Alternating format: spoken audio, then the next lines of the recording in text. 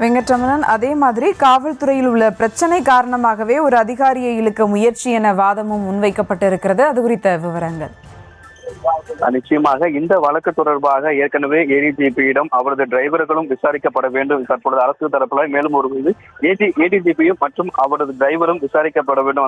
அந்த ஏடிஜிபியோட ஓட்டுநரும் விசாரிக்கப்பட வேண்டும் என தற்பொழுது அரசு தரப்பு ஒரு வாதத்தை முன்வைத்திருக்கிறது. ஜெகன்மூர்த்தி தரப்பு வரைக்கும், அதாவது இந்த வழக்குக்கும் காவல்துறையில் இருக்கக்கூடிய ஒரு பிரச்சனை காரணமாகத்தான் ஒரு அதிகாரியை இழுக்க முயற்சியிருக்கிறார்கள் எனவும், ஒரு சட்டமன்ற உறுப்பினராக இருக்கக்கூடிய ஒரு ஜெகன்மூர்த்தியை தான் ஒரு காவலராக அவர் சந்திக்க வருவார் எனவும் தற்பொழுது ஜெகன்மூர்த்தி தரப்பு வழக்கறிஞர் முன்னதாக தெரிவித்திருந்தார். கூலிப்படையினரை யாரும் கடத்தப்படவில்லை எனவும், குறிப்பாக கூலிப்படையினை ஈடுபடுத்தியதாக காவல்துறை கூறுவது முற்றிலும் தவறானது எனவும் ஜெகன்மூர்த்தி தரப்பு வாதத்தை முன்வைத்திருந்தது.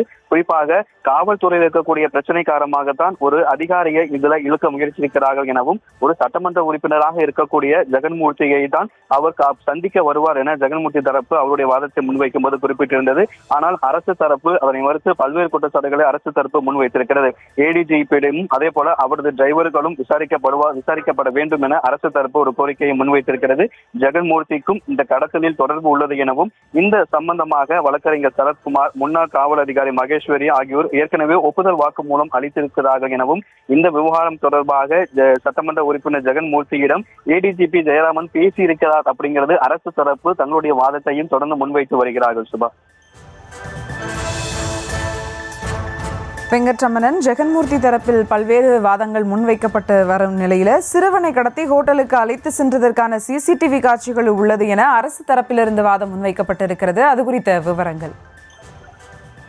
தற்பொழுது அந்த ஜெகன்மூர்த்தி தரப்பாக பாதித்த வழக்கறிஞர்கள் இது ஒரு தவறான இது என குறிப்பிட்ட நிலையில தற்பொழுது இவர்கள் அங்க உள்ளே சென்று அந்த கடத்தலில் ஈடுபட்டு அருகே இருக்கக்கூடிய ஹோட்டலுக்கு அந்த சிறுவனை அழைத்து சென்றதுக்கான சிசிடிவி ஆதாரங்கள் தங்களிடம் இருப்பதாக அரசு தரப்பு வழக்கறிஞர் தங்களுடைய வாதத்தை முன்வைத்திருக்கிறார்கள். அது சிசிடிவி ஆதாரம் ஒரு பக்கம் இருக்கும் பொழுது, ஒரு வழக்கறிஞர் மற்றும் அதே போல காவல் அதிகாரி மகேஸ்வர் ஆகிய இருவருடைய ஒப்புதல் வாக்குமூலமும் தங்களிடம் இருக்கிறது என அரசு வழக்கறிஞர் தரப்பு அவங்களுடைய வாதத்தை தொடர்ந்து முன்வைத்திருக்கிறார்கள். அரசு தரப்பை பொறுத்த வரைக்கும் ஏற்கனவே சிசிடிவி ஒரு முக்கியமான ஆதாரமாக பார்க்கப்பட இருக்கக்கூடிய ஒரு சூழலில் ஒரு வழக்கறிஞரும் ஒரு காவல்துறை அதிகாரியும் அவர்களுமே அந்த ஒப்புதல் வாக்குமூலம் அளித்திருப்பதும் அரசு தரப்புல ஒரு கூடுதலான ஒரு பலமாக தான் பார்க்கப்படுகிறது. கிட்டத்தட்ட அரசு தரப்புடைய வாதங்களை முன்வைக்கும் பொழுது ஒரு சிசிடிவி காட்சிக்கான ஆதாரங்கள் இருக்கிறது, வழக்கறிஞருடைய ஒரு ஒப்புதல் வாக்குமூலம் இருக்கிறது, காவல்துறை இருக்கக்கூடிய ஒரு ஒப்புதல் வாக்குமூலம் இருக்கிறது.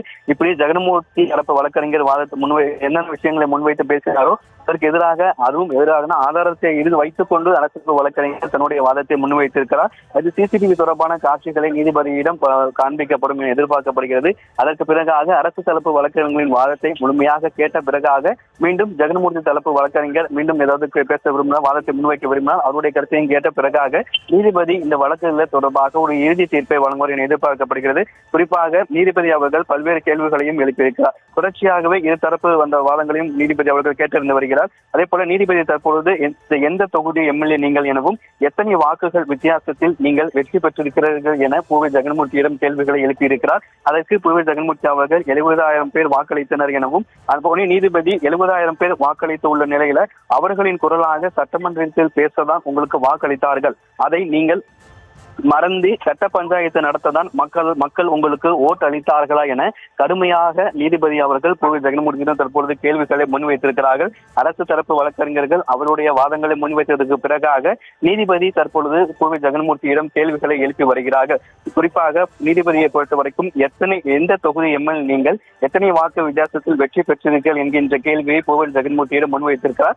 அதற்கு பூவை ஜெகன்மூர்த்தி 70,000 பேர் தனக்கு வாக்களித்திருப்பதாக தெரிவித்திருக்கிறார். உடனே குறுக்கிட்ட நீதிபதி 70,000 பேர் வாக்களித்துள்ள நிலையில் அவர்களின் குரலாகத்தான் சட்டமன்றத்தில் நீங்கள் பேச வாக்களித்தார்களே தவிர, ஆனால் அதை மறந்துட்டு நீங்கள் கட்டை பஞ்சாயத்து நடத்ததான் மக்கள் உங்களுக்கு ஓட்டு அளித்தார்களா என கடுமையாக ஒரு கேள்வியை பூவை ஜெகன்மூர்த்தியிடம் நீதிபதி வேல்முருகன் முன்வைத்திருக்கிறார். ஏற்கனவே அரசு தரப்பு அவருடைய வாதங்கள் முன்வைத்திருக்கிறார்கள். அதே போல பூவை ஜெகன்மூர்த்தி தரப்பு வழக்கறிஞர்களும் அவர் வாதத்தை முன்வைத்திருக்கிறார்கள். தற்பொழுது நீதிபதி நேரடியாகவே, அதாவது இந்த சிறுவன் கடத்த வழக்கில் இருக்கக்கூடிய இந்த குற்றம் சாட்டப்பட்டிருக்கக்கூடிய பூவை ஜெகன்மூர்த்தியிடம் நேரடியாகவே நீதிபதி கேள்விகளை எழுப்பி வருகிறார். பூவி ஜெகன்மூர்த்தி அவர்களும் தற்பொழுது நீதிபதி கேட்கக்கூடிய கேள்விகளுக்கு பதிலளித்து வருகிறார். 70,000 பேர் வாக்களித்துள்ள நிலையில் அவர்களின் குரலாக சட்டமன்றத்தில் பேசதான் வாக்களித்தனர்.